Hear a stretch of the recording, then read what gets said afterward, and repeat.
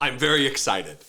Many of you will recognize the phone, what I have dubbed the bat phone to Jesus, that I make fun of these charlatans and these grifters. And I got a lot of suggestions to make merch out of it. I make a t-shirt or a mug or some kind of a sticker design, and that is what we did. You can see here, it is a callback to the bit on the show. And if you want to help support the show and then get something tangible in return that you can hold in your hand or stick on your laptop or put on a mug, we have it on mugs and everything else, go to dollemore.info and you can support the show in this way. I appreciate it in advance. And also you can just go check out the website that we're retooling all of the merch and all of there's ways to get to Brittany Page's channel and our podcasts and all kinds of other stuff. So anyway, dollemore.info will redirect you to that. What do you do? What do you do if you are a mighty alpha male? Toughest of the tough, combat, steely-eyed veteran, and you've been appointed to be the Secretary of Defense of these United States. And then you run into trouble. What do you do? Well, if you're Pete Hegseth, you send mommy to the rescue. If it weren't so on brand for MAGA, it would be sad or funny, take your pick. This is what is taking place. Pete Hegseth is mired in several disparate, separate controversies, from his drinking to his sexual assault of women or a woman allegedly, and his abuse generally, his treatment of his spouses. It's a whole lot.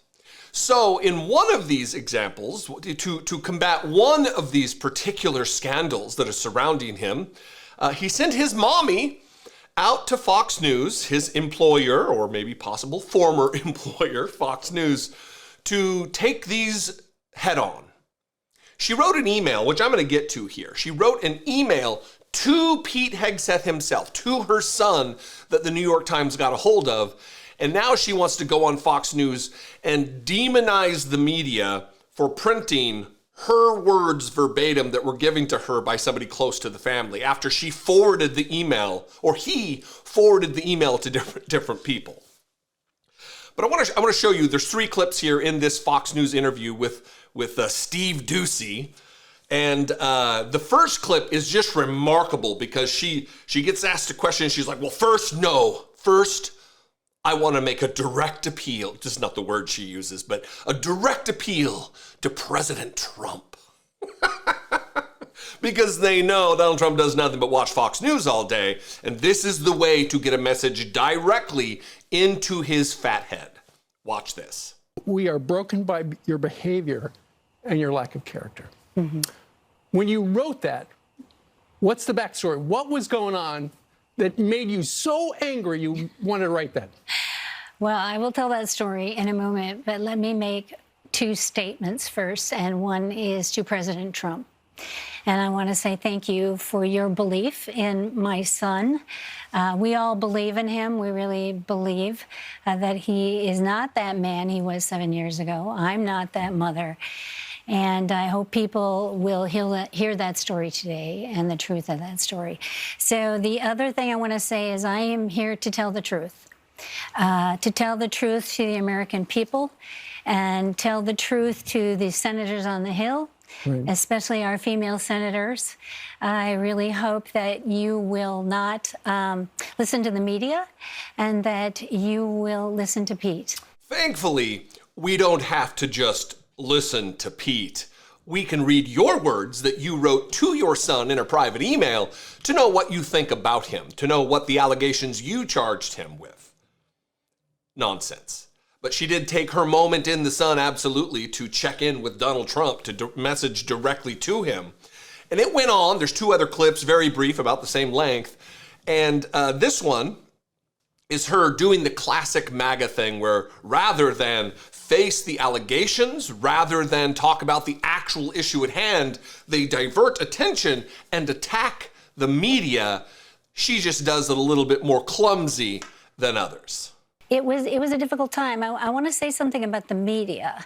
And part of today is to discredit the media and how they operate. When they contact you, I let a few phone calls go, but then they call you and say they threaten you. That's the first thing they do. Right. They say, unless you make a statement, we will publish it as is. And I think that's a despicable way to treat anyone.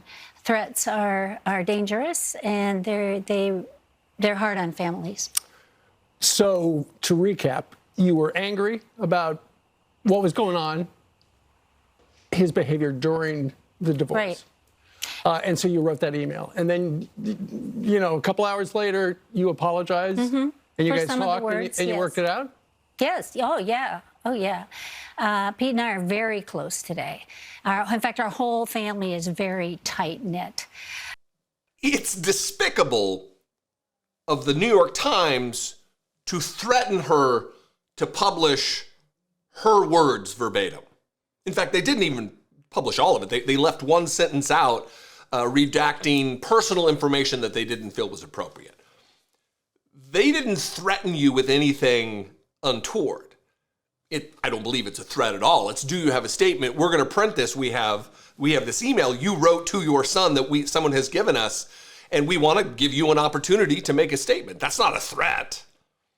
But she was very clumsy in it. My intention here is to discredit the media, she says. That's the parenthetical. That's the quiet part you're not supposed to say out loud. Penelope. Watch this third one, where she explains how these things aren't even true, and then she undercuts herself by saying, well, at least they're not true anymore. It's one or the other.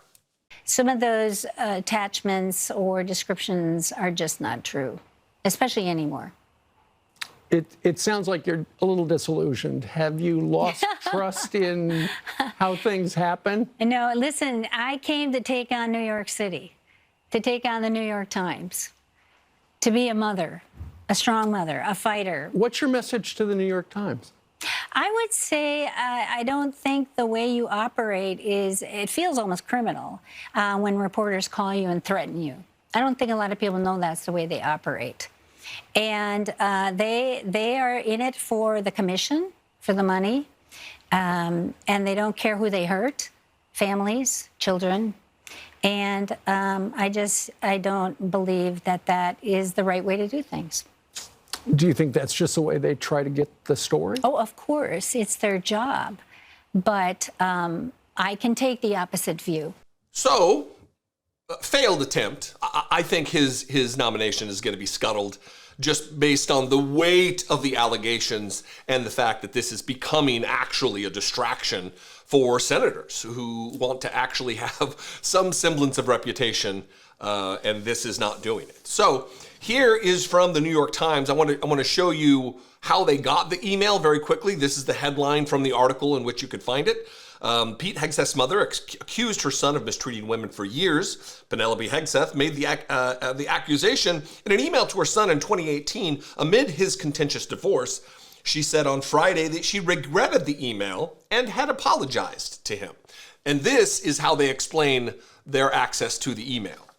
Mrs. Hegseth forwarded a copy of her email to Samantha the same night she sent it to her son. I was incorrect earlier. I said he forwarded around.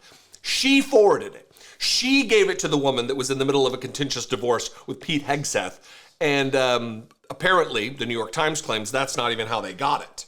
The Times obtained a copy of the email from another person with ties to the Hegseth family. So they're claiming it wasn't Samantha, the ex-wife. Here is the email as printed with one redaction from the New York Times.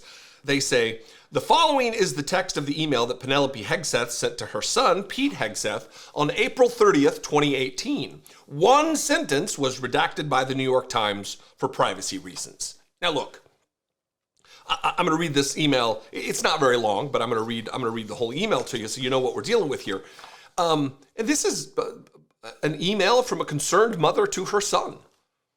This is a woman who, before being perverted and bastardized or bastardizing their faith willingly, was someone who claimed that the values that she held were real.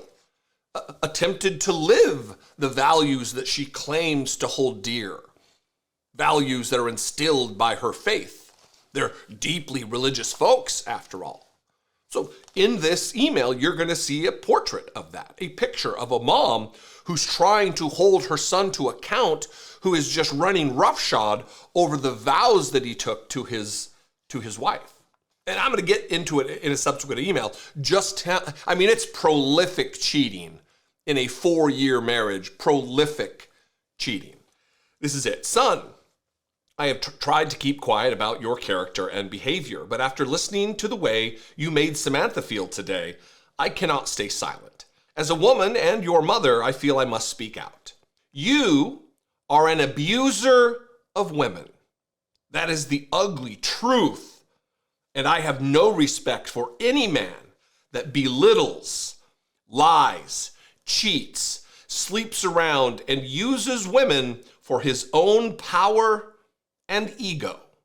You are that man and have been for years. And as your mother, it pains me and embarrasses me to say that, but it is the sad, sad truth. Truths written by mother to son. This isn't some kind of a dirty trick by the media. This isn't a threat from the New York Times. These are her words, her earnest words to her son. I am not a saint, far from it. Don't throw that in my face. But your abuse over the years to women, plural, dishonesty, sleeping around, betrayal, debasing, belittling, needs to be called out. Sam, that's the woman from whom he was divorced. Sam is a good mother and a good person under the circumstances that you created. And I know deep down you know that. For you try to label her as unstable for your own advantage is despicable and abusive. Is there any sense of decency left in you? She did not ask for or deserve any of what has come to her by your hand. Neither did Meredith, his first wife. Neither did Meredith. It was a carbon copy relationship she's implying here. I know you think this is one big competition and that we have taken her side. Bunk.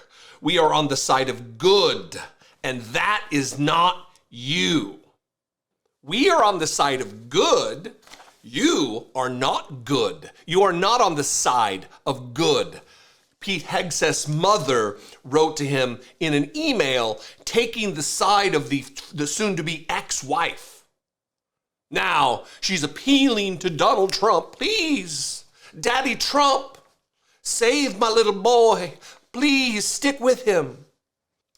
Don't you dare run to her and cry foul that we shared with us. That's what babies do. It's time for someone, I wish it was a strong man, to stand up to your abusive behavior and call it out, especially against women. We still love you, but we are heartbroken by your behavior and lack of character. I don't want to write emails like this and never thought I would. If it damages our relationship further, then so be it, but at least I have said my piece. And then there's the redacted statement. And yes, we are praying for you, and you don't deserve to know how we are praying, so skip the snarky reply. I don't understand that. I don't want an answer to this. I don't want to debate with you. You twist and you abuse everything I say anyway. But on behalf of all the women, and I know it's many, says his mother, you have abused in some way, I say get some help and take an honest look at yourself. And now, MAGA has so perverted her sensibilities, her deeply held foundational religious beliefs, that she's willing to defend this abuser of women, this person who is not a good person or on the side of good, and try to get him to be the Secretary of Defense. This is the pernicious impact, the pernicious effect of the MAGA mindset, of Donald Trump's perverting people who ostensibly have deeply rooted Christian beliefs. She should be embarrassed about this entire sordid tale. She should say, yeah, I stick with what I said. He wasn't great. Maybe he's better now. But to try to indict the media in this is just gross. Anyway, what do you think? I would throw this to you. You can comment below. You can also call the voicemail line, 714-576-4054. Of course, you can email me, as always, daily at dollemore.com. If you want to support the show, click the join button, become a channel member. There's patreon.com/IDoubtItPodcast. You can get yourself a Bat Phone to Jesus sticker at dollemore.info. I would appreciate your support very much. I'll see you next time. Until then, be genuine. Take care of one another.